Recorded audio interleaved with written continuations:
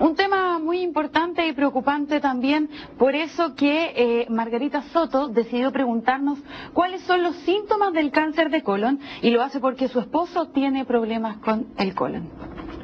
Bien, probablemente el síntoma más frecuente dentro de los pacientes que presentan un cáncer del colon es dolor abdominal.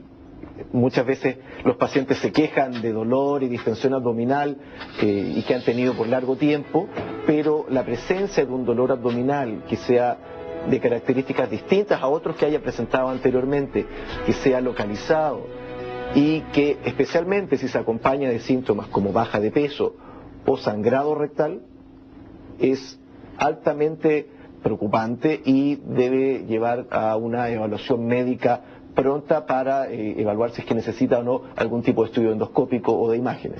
Pero habría que estar atento también porque hay algunos cánceres que no dan síntomas.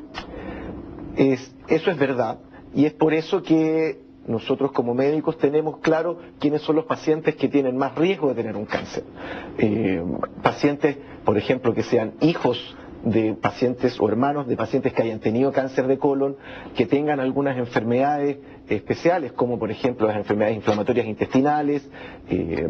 Son grupos de pacientes que sí uno debe hacer estudio endoscópico con una colonoscopía incluso antes de que manifiesten síntomas. Y entonces, ¿cómo se podría prevenir con el tema de estar atentos a no solo a los síntomas, sino también estarse haciendo chequeos? Exactamente. Nosotros como Universidad Católica tenemos la recomendación a los pacientes que sobre 50 años al menos en alguna oportunidad se hagan una colonoscopía para descartar o confirmar la presencia principalmente de pólipos, que como se veía en la nota es la lesión precursora de lo que después se puede transformar en un cáncer. Sacar un pólipo en teoría previene un cáncer. Pasémonos entonces ahora al tema del colon irritable, que usted decía es muy frecuente en Chile. ¿Qué es?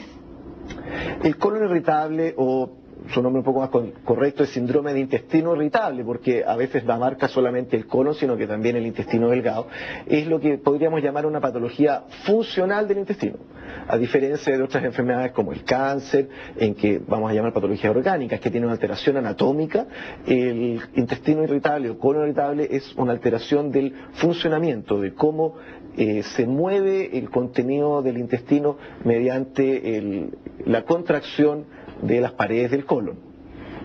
También sobre el colon irritable nos llegaron varias preguntas y queremos leerle alguna de ellas. Emanuel Mundaca dice, ¿alguien con problemas al colon no debería consumir bebidas gaseosas, queso o café?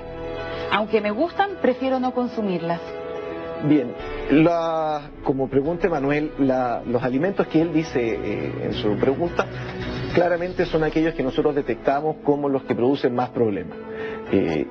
Personalmente, cuando un paciente consulta por eso, le recomiendo que o trate de evitarlos, disminuirlos al máximo, porque si los consume él ya sabe lo que le va a suceder.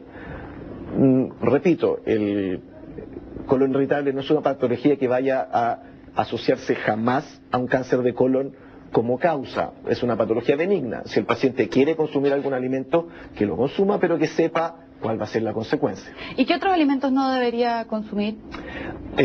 La verdad es que depende mucho de persona a persona y depende mucho también del estado de la persona en ese momento. El colon irritable está altamente relacionado también con alteraciones del sistema nervioso. Una persona en estado tranquilo, en vacaciones, probablemente pueda consumir una gran cantidad de alimentos que en otros momentos de estrés o de crisis personales sí le produzcan problemas. Más que el alimento en sí, es una combinación de cómo está la persona en ese momento y del alimento. Reinaldo Garrido desde Talcahuano nos dice, mi madre ha tomado todo tipo de medicamentos, tanto de farmacias como medicina natural. Se le aminoran las molestias un poco, pero después no le hacen efecto. Creo que su causa es el sistema nervioso y que es crónico. ¿Existe un medicamento efectivo?